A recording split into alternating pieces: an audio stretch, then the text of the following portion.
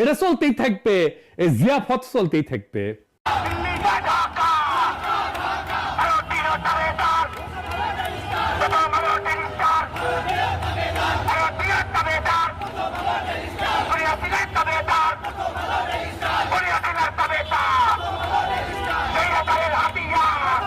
যাই হোক, ওই দিন আমার ক্ষুদ্র ভ্রাতারা হাড়ি পাতিল লাকড়ি নিয়ে আসবে, মিলনায়তনের মধ্যে 10টা গরু জবে দিমু, জবে রান্না হবে উঠি, তারপরে খাওয়া দাওয়া, তারপরে কাওয়ালি, হ্যাঁ, এরপরে যেটি ইন্ডিয়ান দালাল তার অফিস, এরপরে যেটি ইন্ডিয়ান দালাল তার অফিস, তার বাড়ির সামনে গরু ফেলমু আর জব আর জিয়াফত।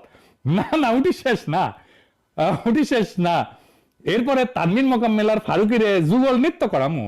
হ্যাঁ, ধানমন্ডি 32 নম্বরে মুজিবুল স্পেন্সারদের ডান্স করেছিল না 15 আগস্টে, উনকা কইরা লাইভ করমু। এটা হবে আমার প্রিমিয়ার মহরত। আর ব্যাকগ্রাউন্ড